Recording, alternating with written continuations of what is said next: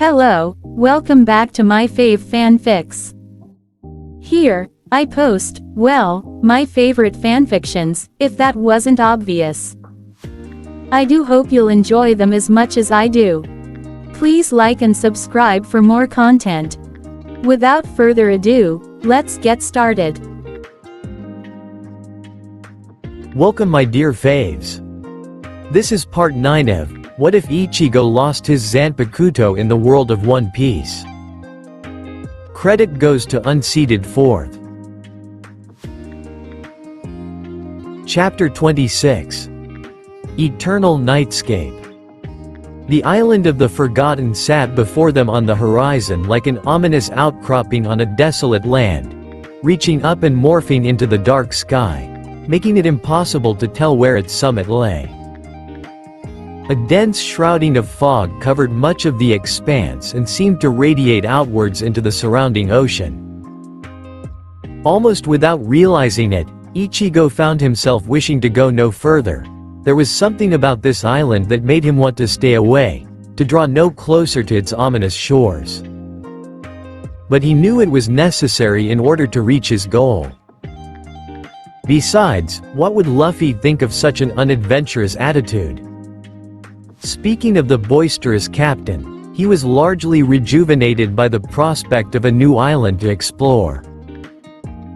Already, he was up on the figurehead, chattering about the mysterious form that lay ahead, albeit with considerable less energy than usual, though Ichigo could tell he was trying.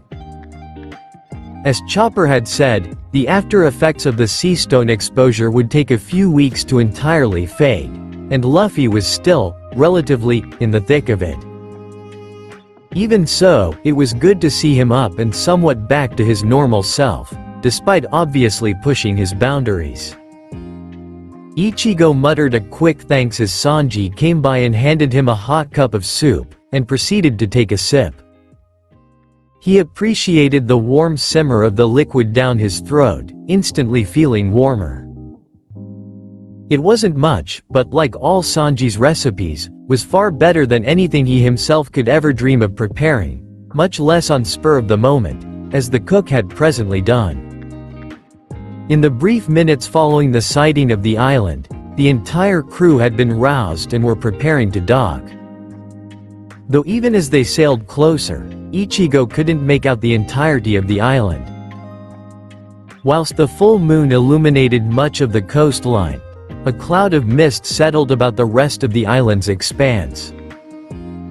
From what he could tell, however, there appeared to be a large mountain that made up a significant portion of the island, though it was kind of hard to say.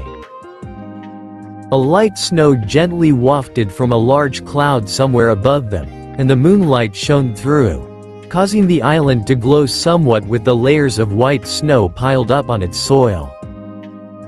"It looks kind of spooky," Usopp said, paling at the sight of the form before them. Nami frowned as she took in the island's menacing form. "Well," she said hopefully, "it doesn't look like the paradise I was imagining, but looks can be deceiving." "Don't kid yourself," Usopp despaired. "How could this place be a paradise?" Exclamation mark. Quote, "I'm just trying to be optimistic." She snapped, "Besides, who says that paradise has to be hot and on a tropical beach? This will be a winter wonderland." "More like a winter wasteland," Usopp shuddered. "Usopp," Nami said, smiling sweetly. The sharpshooter immediately ceased his quavering and began backpedaling in effort to avoid the navigator's potential wrath. It does look kind of pretty though," he said hopefully, "once you get over the whole foreboding, misty, unparadise-like side of it all." "Yes," Nami agreed, "yes, you're absolutely right." Quote. However, within a number of moments Usopp had reverted to crouching on the ground, and had become fixated with the deck turf. "I think my illness is returning," he said in what could have been mistaken for a regrettable tone. "My cannot go on this island disease. Now that you mention it, I might be coming down with that too," Nami admitted, crouching beside him and wrapping her arms around her legs. "I like the weather here," Chopper said from nearby, grinning up at the snow clouds. "It's very refreshing." Luffy inelegantly clambered down from the figurehead and held onto the back of it for a moment too long in effort to ensure his own stability. He proceeded to scramble down to the grassy deck and sit beside Chopper, where he grinned feebly.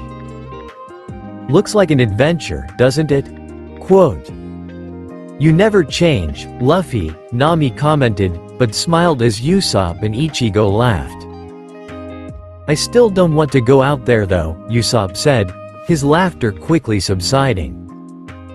Luffy chuckled, but shivered against the island's cold climate.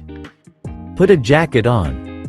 Nami scolded him, "You're actually feeling the cold now." "What's on this island anyway?" Zoro asked. "No one really knows," Robin said as she gazed out at it. "It goes by the name, the Forgotten, after all. The best we can do is have a look around and decide for ourselves." "Ooh, it's a mystery island," Luffy chirped in excitement, wistfully shoving his right arm through the left sleeve. "And you should stay here," Nami said, standing from her crouched position. "Why?" Luffy pouted. "Do we need to explain?" Sanji questioned, "You've barely recovered." "Scratch that, you haven't recovered, you were barfing up all the food you'd eaten in the past week and then some just a few hours ago." "Better out than in though," Zoro said with a shrug. A sudden lurch of the ship prevented Sanji from making any smart response. With an almost deafening creak and snap, the Sunny was jerked forth by an unexplained force. Ichigo braced himself, quickly grabbing hold of the doorframe to keep from stumbling. Others hadn't been so lucky. Nami stumbled back into the grass and Chopper went flying. Luffy came close to being sent to the ground in a likewise manner, but wrapped his good arm around the mast before that could happen. "What the hell was that?" Exclamation mark. Sanji questioned once everyone had collected themselves. "Maybe we hit something," Nami supposed as Usopp gave her a hand up. "The ship isn't steering," Frankie called down from the upper deck. "I just tried pulling it into dock by the island, but that jolt just now messed something up." "What's wrong?" Chopper asked as the cyborg frowned. Frankie tried steering once again without any luck, before heading for the back of the ship. "The rudder's broken," he stated. "How strange. Why did it break?" Brook asked. "Whatever caused it was under the water," Robin said. "I hope there's no sea monster waiting to tear us apart." "Don't say things like that." Usopp panicked. "I can't see anything down there." "Well, it's pretty dark," Nami observed. "Perfect for sea monsters," Robin maintained. "It was probably a shallow reef or some rocks," Frankie said. "In any case, at least it happened when we're close to shore. I'll need to stay behind and fix this. We'll have to anchor here." A few moments later, the Sunny had anchored and Frankie was getting ready to inspect the rudder. Likewise, the rest were preparing to scout the island's coast. "It looks like there may be a settlement that way," Robin said, indicating to a section of dark outcroppings some way away, barely visible through the island's moonlit misty night. "I'm going to go and look at it. Perhaps we can find out some information about this place. A proper name would be a good start." "Would it help if I stayed behind with you, Luffy-san?" Brook offered. "I'm sure we can find something fun to do to pass the time. If enough snow falls, we can make a snowman." Quote. "I don't want to stay behind," Luffy whinged. "And I don't want to not stay behind," Usopp complained, "but we'll be quick. It's likely the island will be fine. We'll come and get you once we've made sure it's alright." "We'll split into two groups," Zoro decided. "One goes to check out that settlement, The other goes to see what they can find in the other direction. He indicated in the other direction with his head. I'm going to go that way and explore a bit. I suppose I should go with you then, or you'll disappear into the mist forever, Nami said with a sigh. I'm coming with you. Nami swan tilde. Sanji twirled over to her. You can't go exploring in such a place with only that Marimo for company. Nami rolled her eyes at the cook's antics, but let him have his way. Usopp, Ichigo, you go with Robin to balance it out. Chopper, you can come with us. I think a walk in the snow will do you good. After further convincing, Luffy grudgingly agreed to stay aboard the ship. Brook kept him company as Frankie left to tend to the broken rudder. The log shouldn't take too long to set, Nami said as she glanced down at the log pose. Why do we have to go out in the dark? Usopp complained half-heartedly, as though he knew it would get him nowhere.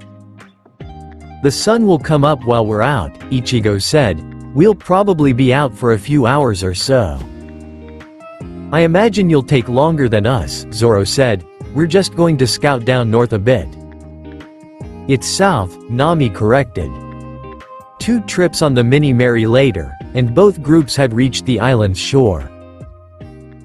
Ichigo stepped down onto the snow-covered ground and glanced around at the surrounding landscape, briefly farewelling the other 4 and turning to wave at Luffy and Brook as he, Usopp and Robin began their way over to the settlement. Don't have fun without me. Luffy shouted after them as the 2 groups dispersed. Robin trailed through the snow, appreciating the surreal mysteriousness of her surroundings.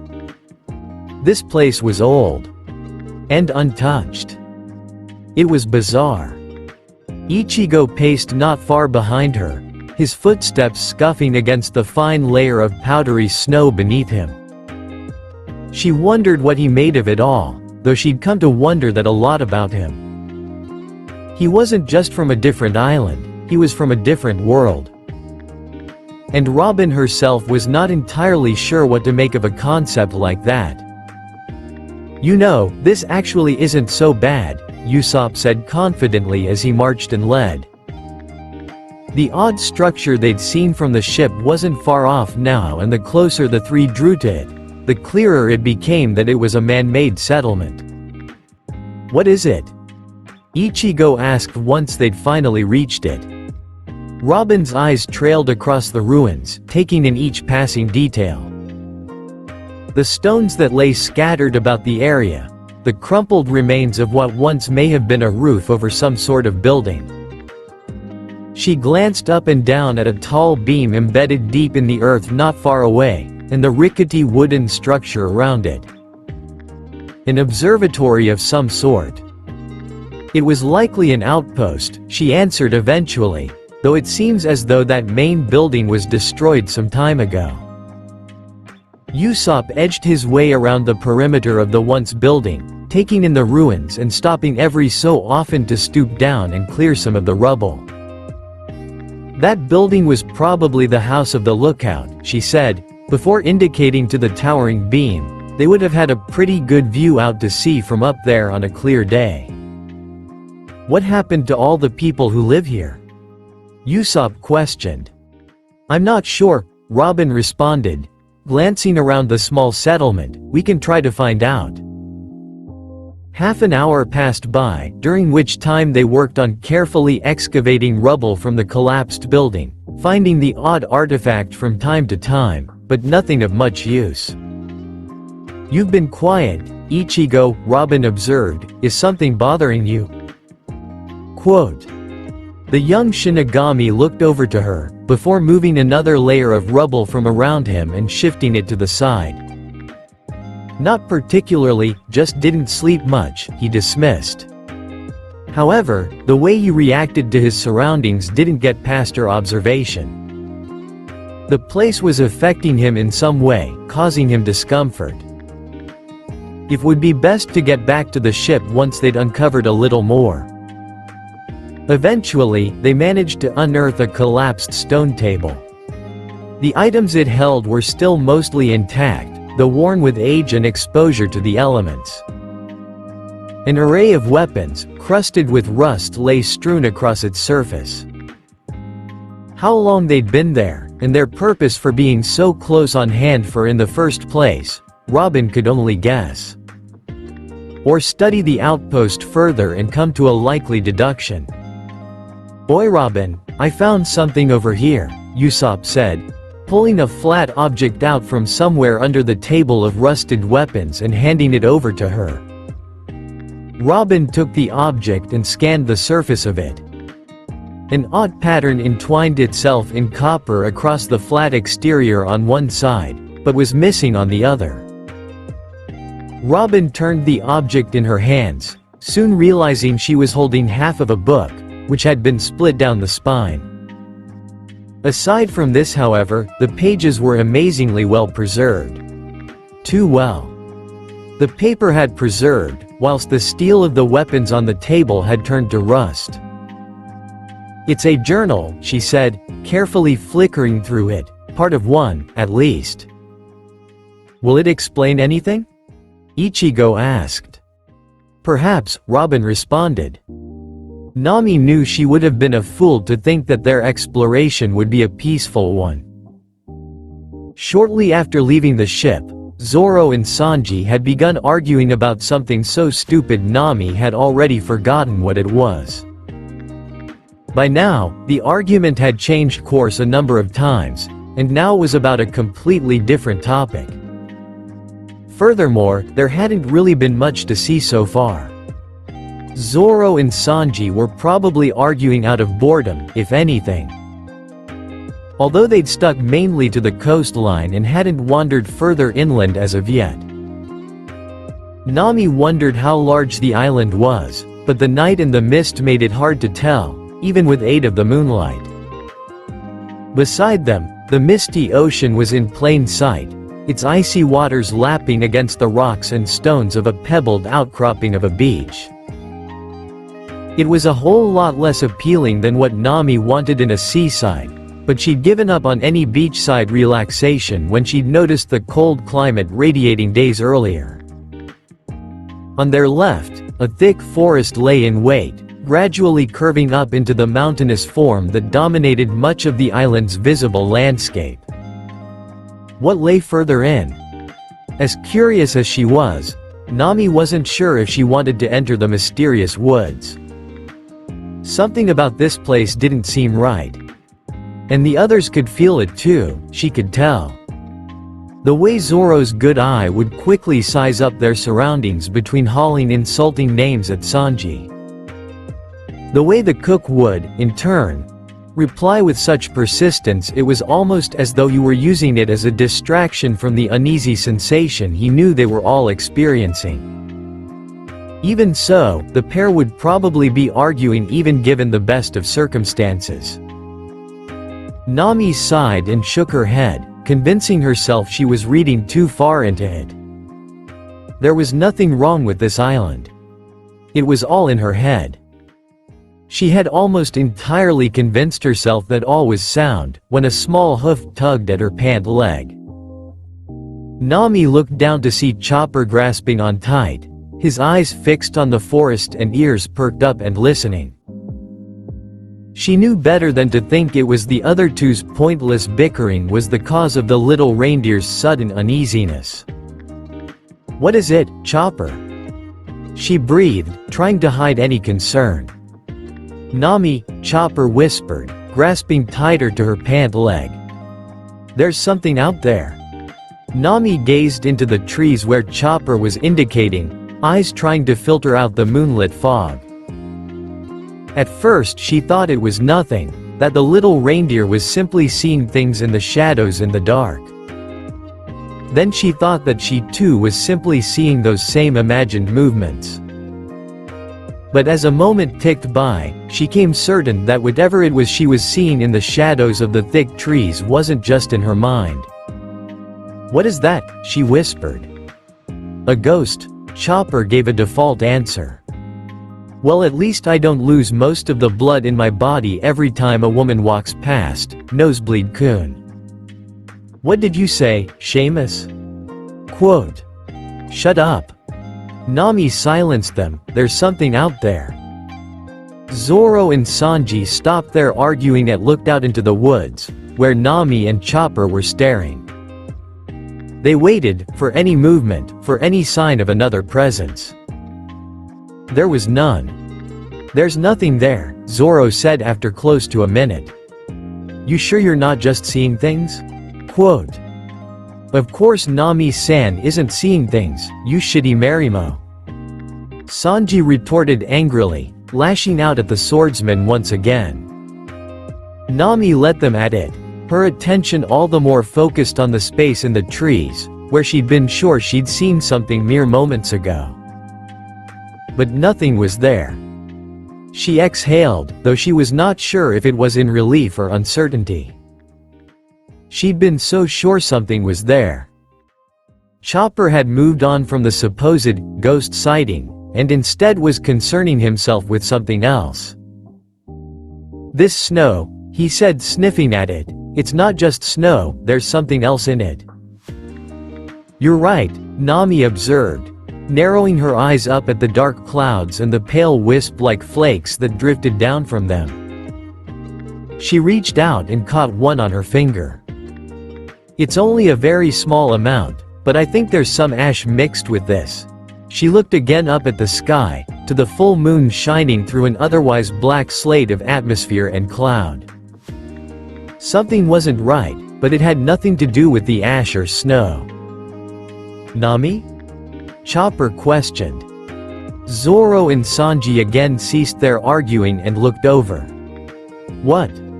Think you can see something again? Zoro asked. No, Nami quickly denied before Sanji could come to her defense again, it's something else. Haven't any of you noticed there's something we're not seeing that we should be seeing? Quote. The three looked at her vacantly as though anticipating an explanation. Nami sighed, it becoming obvious that she'd need to spell it out for them. Don't any of you think that the sun should have come up by now? She questioned. The three men considered her words for a moment. It should be coming up, Zoro agreed, it's nearly 9 o'clock. And yet it looks like it's the middle of the night, Sanji concurred as he lit a cigarette. Where did the sun go? Chopper panicked. I think I may have an idea, Nami began. Well? Zoro pressed. Do you remember Ini's lobby? She asked, how it was always day. Quote. The others answered an affirmative. What's not to say that somewhere opposite could exist? Quote. You mean, Chopper said, a place where it's always night? Quote. I mean that exactly. It's still dark, Ichigo observed as he stood in what once may have been the doorframe of the outpost. You noticed too? Usopp asked. I thought I was going crazy for a moment, but wait, why isn't it getting any lighter? Quote. Ichigo frowned. There was something about this place, an important point he should remember. And then it occurred to him. Hey, Usopp, he addressed the sharpshooter, you remember back before Shanpaio, right? That time those sea nymphs came and attacked us. Yeah, Usopp confirmed, what about that? What's it got to do with this? Quote. Wishram told us something, Ichigo recalled, something about the second last glade. Usopp was racking his memory for the several-week-old occurrence, now that you mention it, I remember him saying something like that. That there were two islands, one meant paradise, the other peril, we've heard that since. But there was something else as well. Yeah, Ichigo confirmed, there was. I can't remember what it was though. Ichigo looked to the sky, the thick dark snow cloud and the powerful full moon that shone through. I can, he muttered. The dead sleep during the day and come out at night. Chapter 27. Lesson 1. Beware the mist. A seemingly basic, yet complex melody eased its way into Luffy's awareness as he dozed. As it grew louder, he yawned and stretched, rolling over. Subsequently, he found himself crashing to the floor, entwined in the blanket that had been draped over him. Groaning, he sat up and remembered where he was, still on the sunny whilst the others were off having adventures and exploring the island. More specifically, he was down in the aqua room with Brooke, as the skeleton busied himself by playing tunes on the piano. "Oh, hello Luffy-san," Brooke greeted him as he continued to play the piece. "You fell asleep just before. The others aren't back yet." "I bet they're having fun out there," Luffy grumbled, ambling back onto the couch. "Maybe they're not," Brooke said. "They could be having a really boring time without you." "I want to explore the island," Luffy pouted. "Perhaps you can do that later," Brooke suggested, "but you should stay here until they get back, Luffy-san." Luffy fidgeted in his seat and watched as the fish in the aquarium swam around aimlessly in circles. "Is Frankie here?" he asked after a moment. "I believe he's still seeing to the rudder." "When will the others get back?" Quote, "I don't know. I'm bored," Luffy complained. "I just want to hurry up and get better." Brooke finished playing the piano. He stood and crossed the room, coming to a stop at the lounge by Luffy.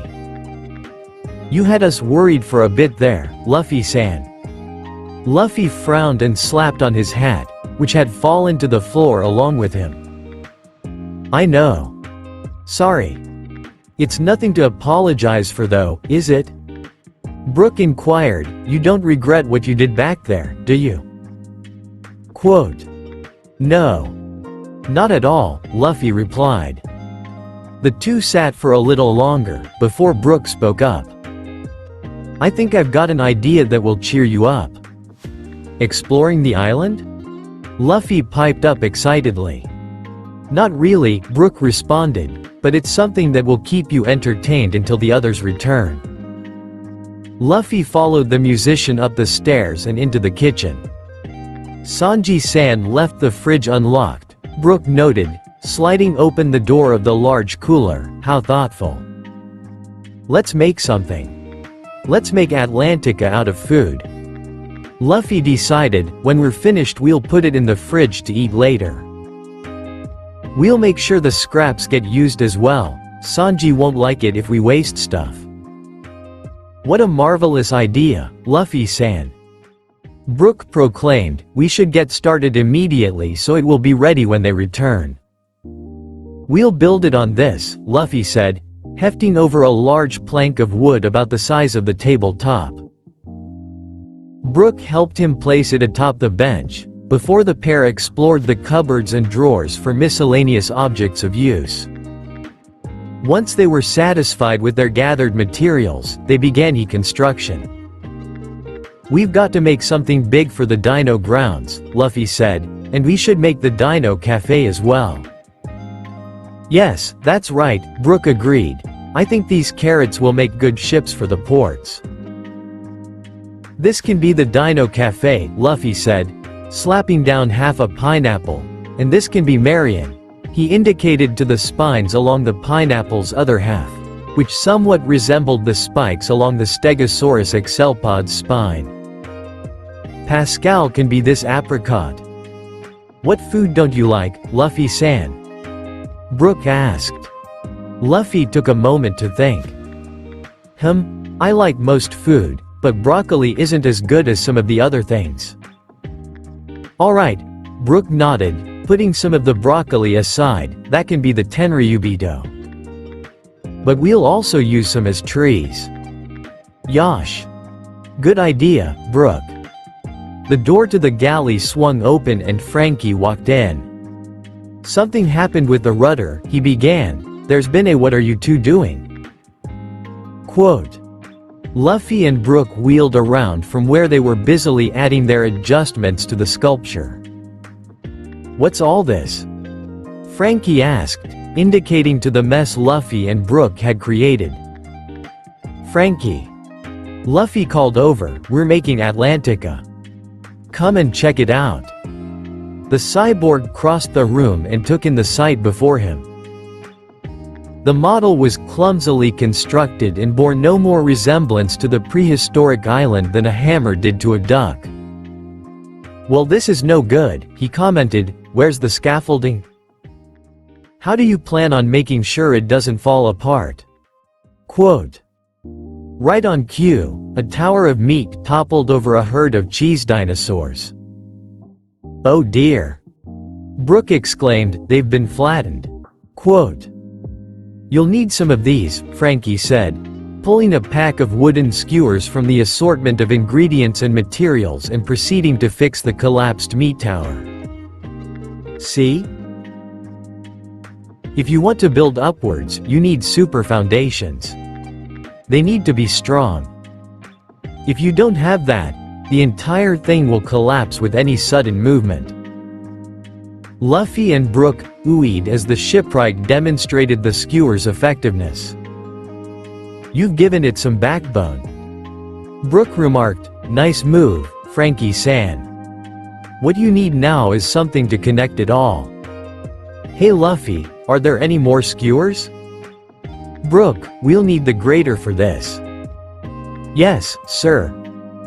Luffy and Brooke transferred control of the project to the more experienced hands of the expert. Within the hour, the food model was looking almost like the real thing. Frankie had installed a cog-like mechanism with carefully cut pieces of cheese, allowing certain features on the island to move, such as small figurines of dinosaurs as well as mediums of transport. Once the final, finishing touch was made, a small bowl of meat for the tiny sausage sculpted El Santino, the three stood back triumphantly and admired their work. Luffy folded his arms and grinned, looking up at Brooke on one side, and then to Frankie on the other. "We've done some good work here today, boys," he said, his feeling of accomplishment overshadowing any boredom that had been apparent earlier. An Excelpod-like chunk of tofu spiraled up one of the towering ship ports, before swirling seamlessly back downwards. "Super work," Frankie concurred. "That reminds me. About the rudder." "Oh yes, you were starting to say something about that when you walked in," Brooke recalled. "I can replace it. I've fixed the damage that surrounded it, but it's gone. Fully broken off." "Did it catch on anything?" Quote. "No," Frankie said, "I've looked. There's nothing it could have caught on. And it was a pretty clean break too, not snapped off. It was almost like it was." He paused, as though unwilling to continue. "Almost like it mysteriously disappeared?" Luffy contributed. "Yeah," Frankie said. Footsteps and muffled voices ended the conversation before it could progress any further, indicating that someone had just arrived out on deck. "It must be Zoro-san's group," Brooke remarked. "They were going to return first." "Sanji, come and see the thing we made. We didn't waste anything," Luffy called as he crossed the galley and opened the door. However, it wasn't the cook, nor the swordsman, nor either of the other two in their company whom had just arrived back at the Sunny. "Luffy?" Usopp rasped as he entered the galley at such a pace.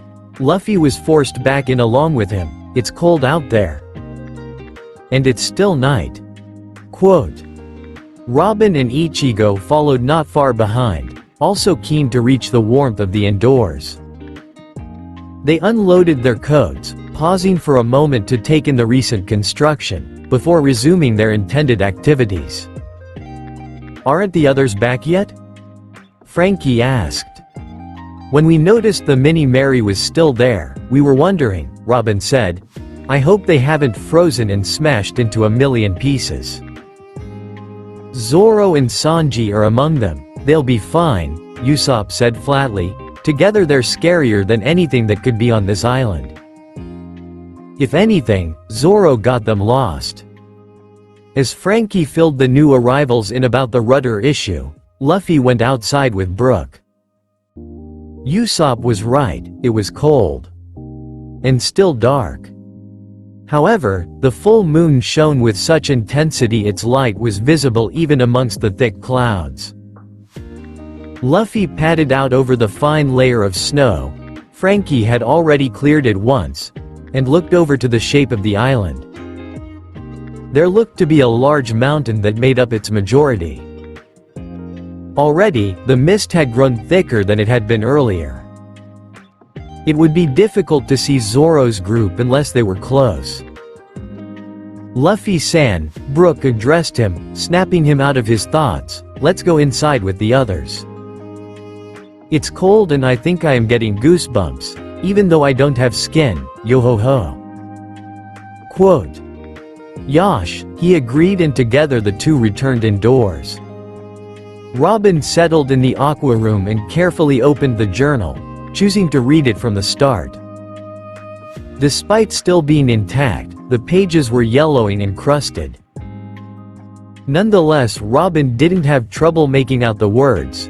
They were in the common script after all, if anything slightly cluttered. Otherwise legible. Using her acute ability to ignore the boisterous chatter of those around her, Robin immersed herself in the mind of the journal's writer. Her eyes scanned the date of the first entry. The June of 1421, about 104 years earlier. So the island had still shown signs of life that long ago at most. The entry proceeded to recount mundane events. A drizzly morning and the opening of a new workshop. The clouds clearing for a bright, warm afternoon. A band playing in a local tavern. There must be a town further in, Robin confirmed with herself. The next few entries were a little more elaborative.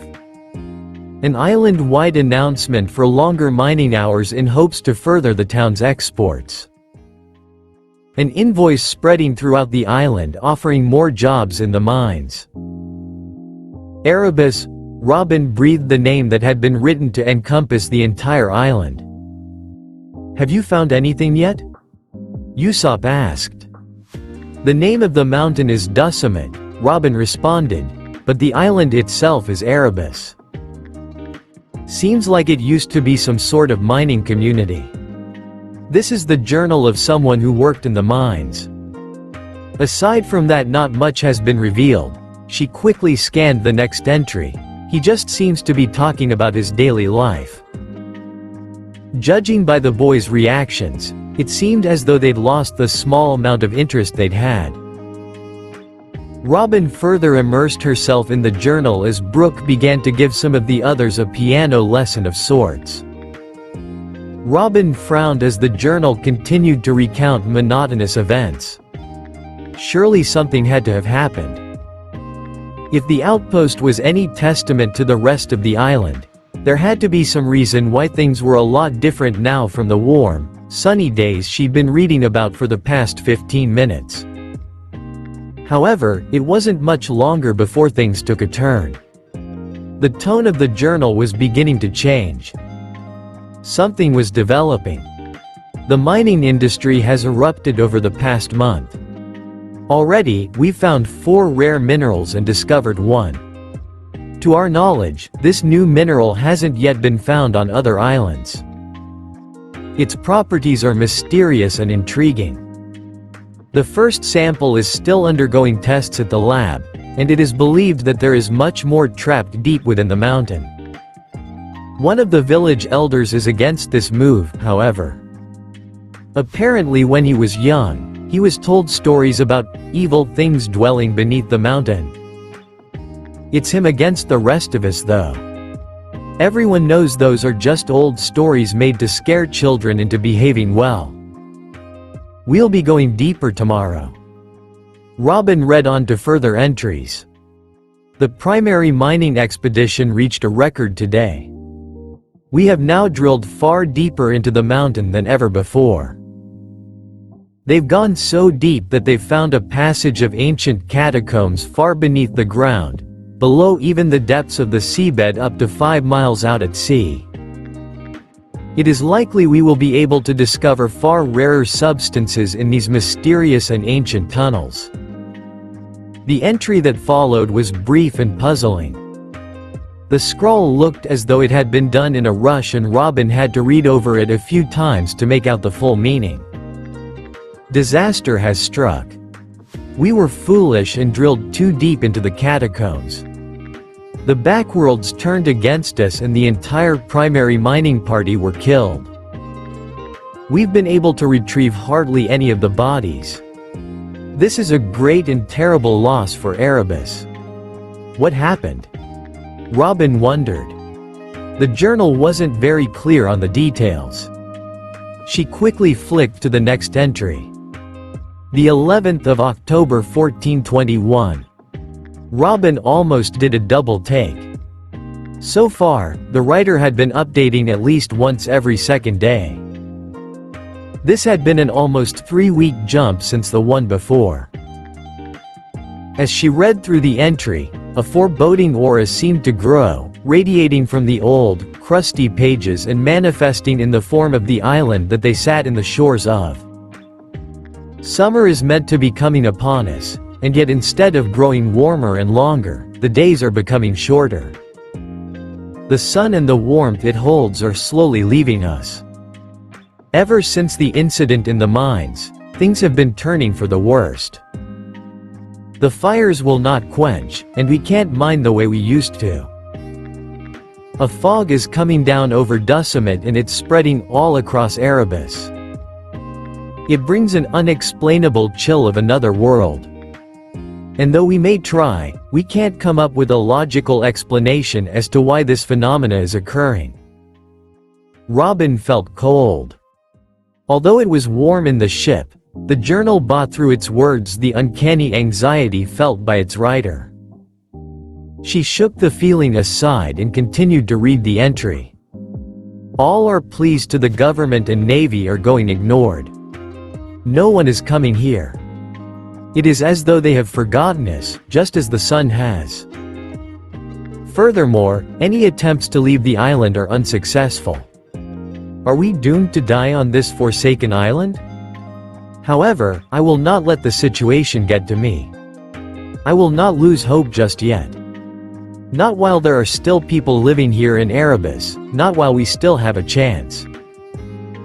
The entry closed and Robin flicked to the next one, noting that there wasn't much left of this half of the journal. She found herself wondering if there even was a second half. Scanning the page, she found she'd reached the final entry. This was it. This would be Erebus' undoing, or at least part thereof. The writing was nothing more than a frenzied scrawl. They came in the mist. Robin read and reread the line a couple times over. The old man had been right. They came from deep within the backworlds underneath the mountain. But it was in the mist that they came to the surface of Dussumet, to our Erebus, to the outside world. It was in the mist that they emerged from the origin. Through the fire of our mistakes.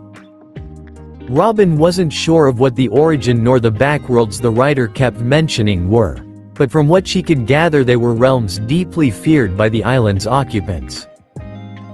The sun has not shown itself for many days now.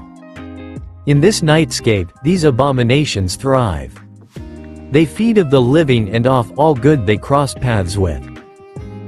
They devour and kill without restraint. Already, half the town has been taken. The rest of us have banded together or are in hiding. We can't ask for help. It seems as though the government are ignoring our very existence, cursing us to be forgotten by the rest of the world whilst we remain trapped within this hellish purgatory. We thought our situation was bad before, but the mist has brought entities far worse than I've seen in my nightmares. The description she read made her close the journal and look to the other crew members, who's become especially interested in a fight between two of the aquarium fish. There's something written right here, she began. I believe there may be some life forms on this island. You mean there's people? The captain questioned. What does it say? Frankie asked. Robin was about to read the entry in question out loud, when a sound from above deck stopped her. An uncanny silence filled the room, and the others slowly looked upward, toward the deck. It was then that Robin was sure she hadn't imagined it. A dull, heavy thud sounded from somewhere above them. A long, drawn-out rumble like a sack of sand being dragged over a hard surface followed, before another thud reached their ears. Someone or something was walking across Sunny's deck. For a moment it continued, until eventually a splash sounded down the side of the ship, and the footsteps were no more. The gathered crew sat in silence for a few moments. "Do you think that was Zoro?" Luffy asked eventually. "Or one of the others?" Quote, "Not unless they decided now was a good time for a swim," Ichigo replied. "I wouldn't put it past Zoro," Usopp muttered, "but I don't know." "Wouldn't the others be with him?" "I only heard one set of footsteps." "I smell adventure," Luffy announced, ambling up the staircase and above deck. Robin followed as the others similarly came out onto the deck to investigate. She shivered slightly as she stepped out into the cold air, tucking the journal away into the jacket she'd grabbed on the way up. The last entry she'd read resounded softly from within the jacket's folds. As much as she tried to place her thoughts about it to the side, her mind could not help from wandering back to it. Especially now that the mist was thicker than before. "No one up here," Usopp observed, looking up and down the deck. "Maybe we imagined it," he laughed nervously. "I'm pretty sure we heard someone, bro," Frankie responded. "What if there's a ghost?" Brooke said. "There can't be. There's no such thing." Usopp snapped. "There actually is though," Ichigo said, "kind of, anyway." Usopp ignored him. "I almost forgot," the sniper said, "we left a net out yesterday." "Come and check it with me, Luffy." "Ooh, do you think we've caught anything?" Luffy asked, tagging alongside his friend as they approached the net's proximity. "We should add it to Atlantica." Quote. However, as Usopp hauled the net up from the water, they found nothing but a gaping hole. "If you caught anything, it's gone," Ichigo remarked. "Ow, I got excited," Luffy said dejectedly. "That was a perfectly good net," Usopp mourned. Robin took a better look at the net, noting how the mesh had torn in such a way, creating a gaping rip, leaving the net in far from salvageable tatters. "Hey," Ichigo called over from where he was standing, "I think you should come and look at this." Robin reached the spectacle last, her eyes narrowing at the sight before her. A set of muddy footprints dragged from one side of the deck to the other. Long streaks of mud sat between each footstep, corresponding with the sound they'd heard from below deck only a short while ago. The most unusual thing, however, was the shape of the footprints. Whatever had made them had been humanoid. But something wasn't right. They were slightly too long and narrow to pass as normal. Furthermore, at the end of each toe were sharp, claw-like growths. Robin's thoughts returned to the journal tucked firmly away in her coat. She retrieved it and flicked to the last entry she'd read. "They came in the mist," she read out loud. "What came in the mist?" Usopp questioned. Robin thought for a moment. The writer hadn't been very clear as to what exactly it had been that had come out from those backworlds under the mountain. "I'm not sure," she responded. "Oi," Frankie said, "there's someone out there." Robin and the others followed the cyborg's line of sight to a solitary figure out in the mist. His heart was pounding at such a rate he was barely aware of his surroundings, of what direction he was running. But that was the least of his concerns right now. As it was, his top priority was assuring Nami was at his side and as far from immediate danger as he could get her for the time being. What the hell were those things? Exclamation mark. She puffed, near hysteria. Sanji wished nothing more than to be able to calm her down, to assure her all would be okay, but the shrill cries and uncanny sounds in the near distance held him back. Whatever it was out there, they weren't far behind. I don't know, Nami-san. Whatever it was turned its head. Even through the mist, they all could make out the pair of eyes that looked back at them. Large, empty and reflecting in the dim moonlight. There was something unhuman about them. Again, Robin glanced down at the entry in the journal, skimming over the rushed description, which fit the spectacle before them to a T. What is it? Usopp stuttered, asking what they were all thinking. Oi! Luffy called out to it, are y'all lost? Quote. Luffy. Don't. Robin warned. But they were in plain sight of the creature now. A strange pressure descended on the atmosphere and the Sunny began to tremble. Slowly, Robin looked down and reread the very last line of the journal. Beware of the mist. Chapter 28. Erebus. The trembling of the ship intensified as the water quavered around them, striking at the Sunny's hull. Ichigo looked out over to the shore. The strange humanoid form stood, difficult to fully see in the shadows. Nonetheless, its eyes penetrated through the darkness, reflecting the moonlight and looking on at the ship, looking at them. Oi! Luffy shouted out to the creature, whatever it was, what's going on here? Have you seen my Nakama? I think they got lost. Do you know where they might be? Quote. Cut it out, Luffy, Usopp nudged him. However, the creature had slunk back into the forest. By now, the mere trembling had increased severalfold.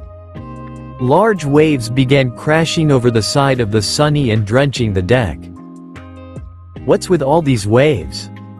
Ichigo voiced. It was all happening so fast.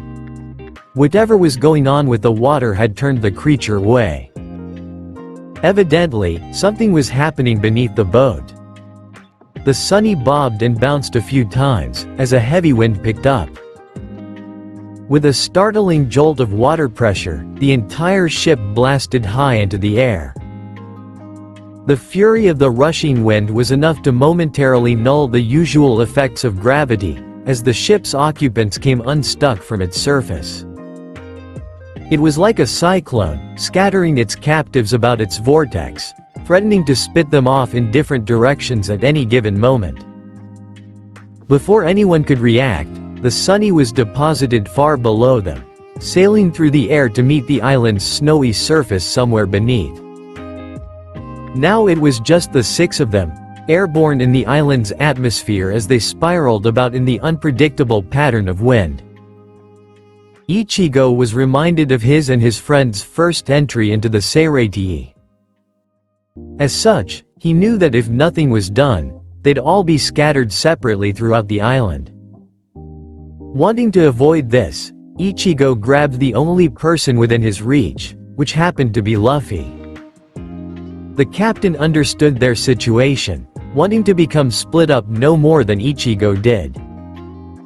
The wind howled and whistled in his ears, but Ichigo could hear the others shouting to each other. Scary. Brook's voices sounded from somewhere to his left, my skin is freezing over. Oh, but I don't have. Brook. Quote.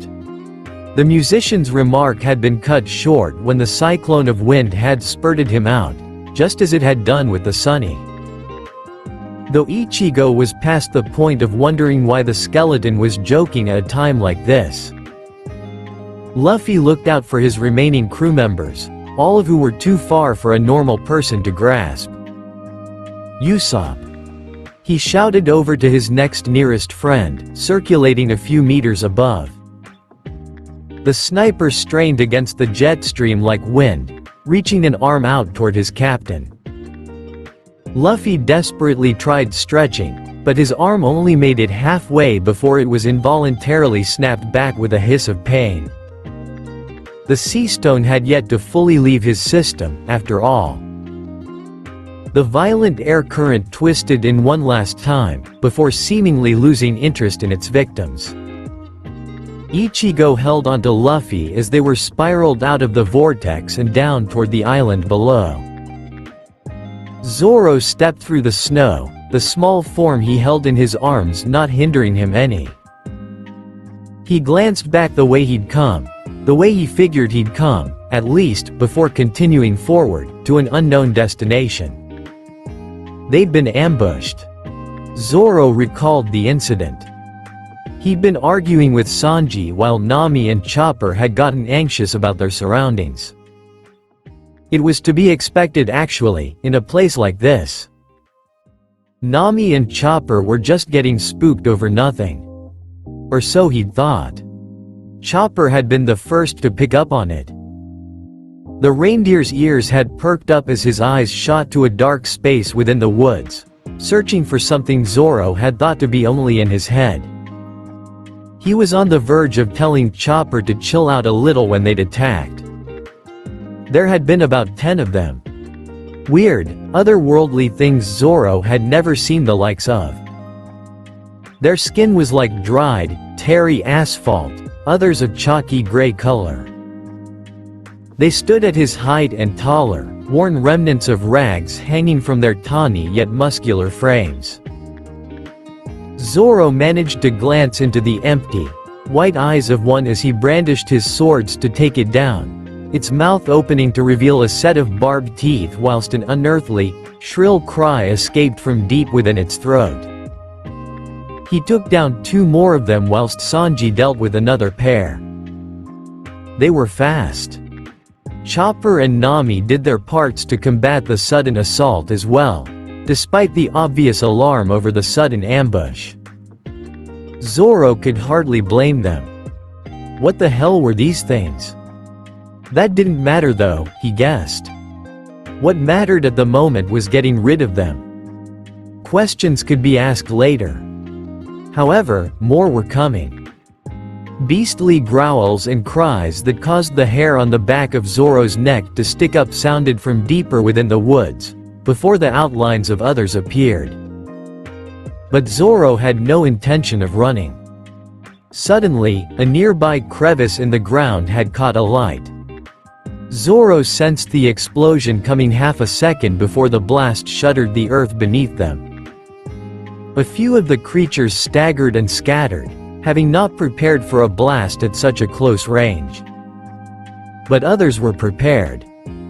By the time Zoro realized they'd managed to separate himself and Chopper from the other 2, it was already too late. Damn it, he cursed, battling the new wave of the creatures, they're trying to get us on our own. It didn't help that in the confusion of the explosion, Chopper had managed to fasten himself to Zoro's head. In amongst Zoro's efforts to combat the creatures whilst being blinded by the reindeer, they'd managed to lose Sanji and Nami completely. As of now, he was laying in the swordsman's arms, still mildly dazed from the explosive encounter and murmuring about the scary zombies from time to time. Pull yourself together, Zoro grunted, shifting the weight to his left arm and shoulder as he kept a wary hand over the hilt of Shisui for good measure. After all, his haki hadn't detected the presence of those creatures at all. Which seemed odd. Normally he could detect most life forms within reason if he tried. He couldn't predict their movements either, which made fighting them off slightly more challenging than he would have liked. Or maybe that had something to do with the fact Chopper had been attached to his face for most of the encounter. Zoro, the little reindeer muttered, twitching slightly. Ah, you're awake, Zoro noted. Zoro. Chopper suddenly panicked, leaping out of his arms and hurrying across the snow-covered ground and looking in each direction as he went. What's going on? Quote. We were attacked, Zoro recounted. Oh yes. I remember. Chopper piped, before reverting to a terrified state. Scary. Those things were scary. What were they, Zoro? Exclamation mark. Quote. Zoro thought for a moment, frowning as he recalled the lifeless eyes that bore into his soul. I don't know, he said, but they're nothing I can't take on. However, Chopper was now concerned about something else. Did you keep track of which way you went? Quote. Huh? Quote. After we were attacked and separated from the other two. Do you know what direction you went? Quote. Of course I did, you idiot. Okay. So how do we get back to the ship? Quote. Quote ellipsis quote. I knew it. You have no idea where we are. You got us lost on this scary island, Baka Marimo. Quote. Oi, Zoro said as the doctor proceeded to spaz out. Chopper calmed down somewhat. Well, do you know which way to go? He asked. It's this way, Zoro decided, beginning to walk in a random direction. You're just guessing. Chopper snapped, running after him. The air was chilled like the inside of a freezer as they crashed to the icy ground beneath. Ichigo was able to break their fall somewhat with his use of flash step, though it was a fairly rough landing nonetheless. Catching his breath, he crouched down and helped Luffy up, the young pirate wincing and grabbing at his wounded shoulder. For a moment, Ichigo was worried the pirate would need immediate medical attention. However, Luffy's features soon relaxed, and he seemed to find firm footing. I guess we should try and find the others, Ichigo began, turning to take in their surroundings. Were it not for their predicament, it would have been breathtaking. A blanket of untouched white covered every visible surface around them.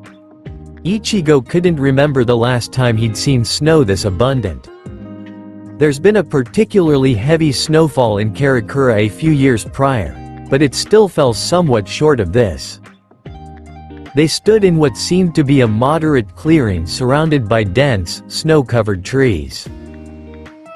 Ichigo wasn't sure how far they'd been thrown from their original location, but there didn't seem to be much mist or smog at all on this part of the island, and the full moon shined with its unrestricted intensity down onto the all-white surface below. It cast an enchanting, airy feel over the landscape, and Ichigo could not help but be reminded somewhat of Hueco Mundo. In short, they'd landed in some sort of icy wilderness, with no idea which way was what. We'd better start moving, Ichigo said. Yosh. Luffy seconded, straightening up and beginning alongside Ichigo. They soon located a small forest path that branched off from the clearing. Ichigo guessed it was a path, or at the very least it had been some time ago. Now it was overgrown with frosty ferns and small forest shrubs. The snow was not as thick due to the coverage of the trees, though this only meant their journey was a lot darker, as most of the light provided by the full moon was blotted out by their coverage. It's dark, Ichigo remarked. Ah, if we had Frankie this wouldn't be a problem, Luffy said. He could guide us along with his nipple lights. He could, couldn't he? Ichigo responded, yes, handy things, those, but look, we can still kind of see a bit. It was true. Often there'd be gaps in the trees above. Skylights, caused by clumps of snow that had fallen from the leafless branches above, providing narrow strips through which moonlight was cast, lighting up the otherwise tunnel-like forest. They continued for a while. Every so often, they'd pass a narrow crack in the surface of the ground, which simmered with a glow that indicated a fire down below. Ichigo tried to remember back to what Robin had read from the journal earlier, but unfortunately he had not been paying enough attention to entirely retain what she had said. I'm hungry, Luffy grumbled eventually. Same, Ichigo muttered. They passed another 10 minutes in silence. Hey Ichigo, Luffy said, what do you think happened to that guy? Quote. That guy, Ichigo repeated. The one who was standing around when Sunny went flying. Ichigo recalled the strange entity on the shore. I don't know if it was a guy, he said. A girl then. I'm not sure if it was a girl either. Then what could it have been, Ichigo? Oh, I know. An Okama. Quote. Ichigo sighed, but found the comment humorous. Even wounded, Luffy was the same as ever. All the same, there was something about what Robin had read that caused Ichigo to think. What had she said, exactly? Something about the mountain's name, as well as the islands, and something about other life forms on this island of which, apart from the creature on the shore, they were yet to see. Ichigo thought harder. Robin had been going to say something more, and he had a feeling it was something important. But they'd been interrupted by those footsteps, and then there were the footprints they'd discovered on the deck. Ichigo could tell Luffy was probably thinking it too, but neither of them chose to voice their opinions any further. Right now, their main focus was to just continue onwards and find the others. However, the weather seemed to be closing in. Sometimes the wind would pick up intensity and easily blow through his and Luffy's thin clothing. Neither of them had picked up a jacket before heading out onto deck, and were now suffering the consequences. Furthermore, Ichigo could tell the cold was affecting Luffy. Sure, he was in a better state now than what he had been, but he was still far from full recovery. According to Chopper, he wouldn't be back to his normal health for at least another week or two. Being out in the cold like this would be doing nothing to improve his condition. There were times when he'd stumble and Ichigo would make to steady him, but he always managed to righten himself before he needed assistance or met the ground. The wind was picking up, as was the snowfall. At least it wasn't so foggy on this part of the island, wherever it was they were. All they could really do now was wander in the hope to find the others. Ichigo exhaled a visible cloud of air. There was something wrong with this island, apart from the obvious. Something was calling out to him. Something on a very basic, fundamental level. It was almost animalistic. Ichigo ignored the feeling. There were other things to be concerned with at the moment. Finding the crew, finding the Sunny. Ichigo glanced over to Luffy, whose pace had diminished slightly. Getting the young captain out of the cold would be another. It was obvious Luffy was growing tired. The rubber man's posture had slackened, and every once in a while, his hand would wander up to his shoulder and subconsciously grip at the bandaged wound. Ichigo could tell it was bothering him. They then reached a much larger clearing, or possibly the edge of that particular forest. From here, the foothills and slopes of the mountain GETSUTide were in plain sight. A small lake sat nearby, mostly frozen over. On the other side of the lake, nearby the borders of another forest and at the foot of GETSUTide lay a worn-out old shack. Its sagging roof indicated long-time abandonment. But against the strengthening winds and increased snowfall, it was the best destination in sight. As such, Ichigo led them toward it. Halfway there, Luffy seemed to be struggling, his breaths coming in quick, uneven bouts. Ichigo helped him along at times, but could tell that for the most part that Luffy preferred to support himself. We should rest there for a bit, Ichigo stated after a moment. Luffy looked over at the abandoned shack, but shook his head. We have to find the others, he said. Before Ichigo could argue, the weather closed in all the more. A chilling gust of wind brought heavier ash and snowfall. At least the weather was on his side of the argument. Luffy clutched at his wound again, trying to walk against the wind, but stumbled. Eventually, Ichigo resolved to sling his good arm over his shoulder and advancing toward the shack at a quicker pace. "If you stay out here in your condition, it will do more harm than good," he said. "At least stay here and rest until the weather clears. You'll be of more use to your nakama that way." Luffy didn't argue. Unsurprisingly, the temperature within the shack was no different to that of the outside. However, with most of the ceiling intact, there wasn't much snow or ash getting through. Even so, the walls looked icy. "What's that?" Luffy asked, indicating to something in the corner. A glow was emitting from a hole in the floor, which took up about a meter square.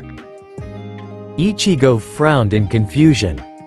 Obviously there was something of an underground cellar under there. But where was the light coming from? Cautiously, he peered down.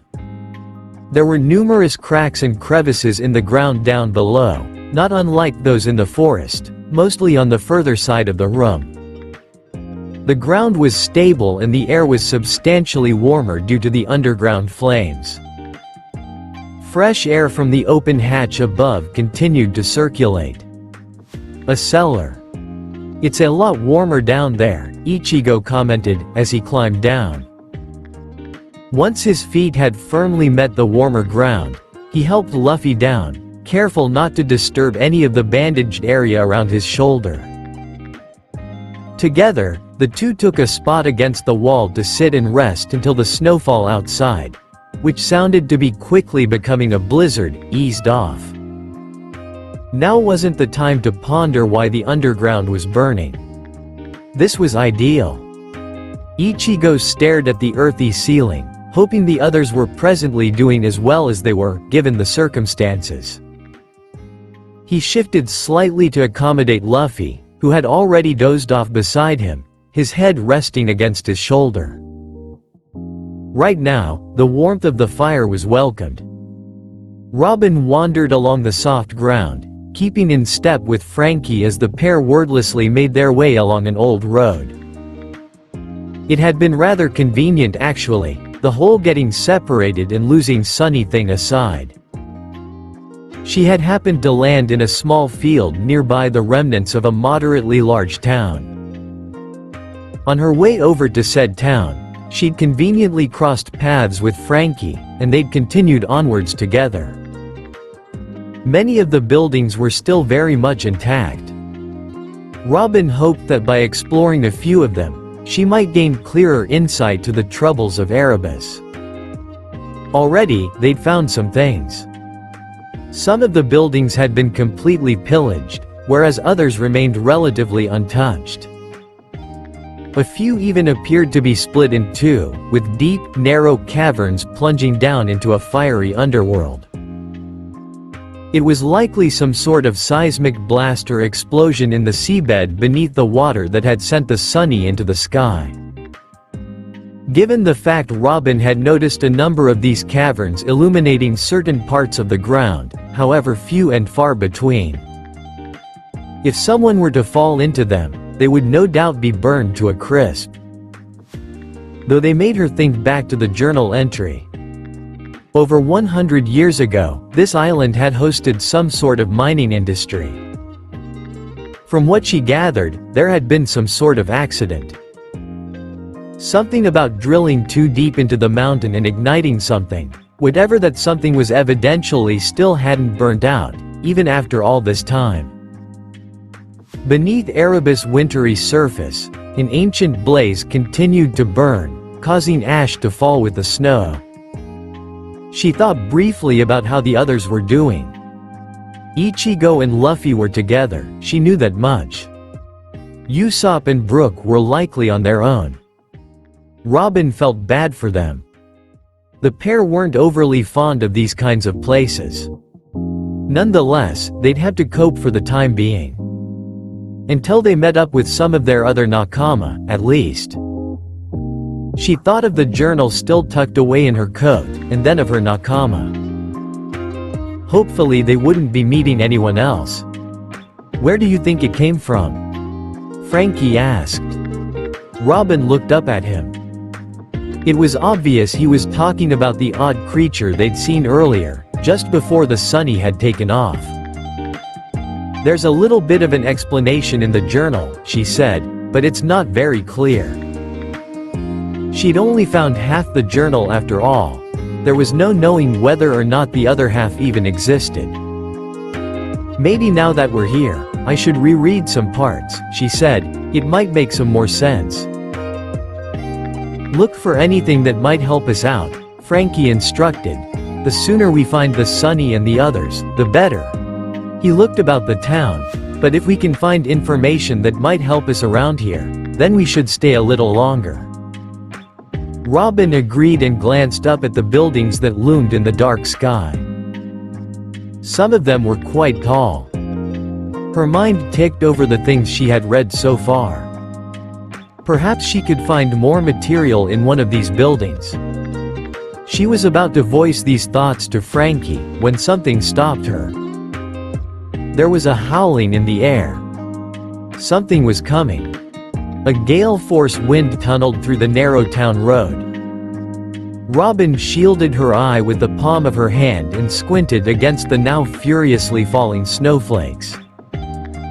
Over the noise of the wind, Frankie indicated to the nearest building. Get inside. He shouted over the noise.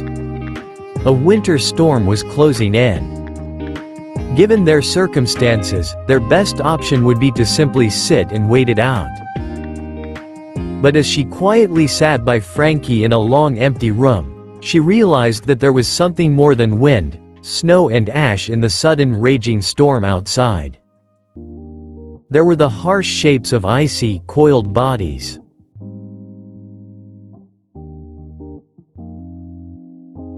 Unfortunately, this part is over.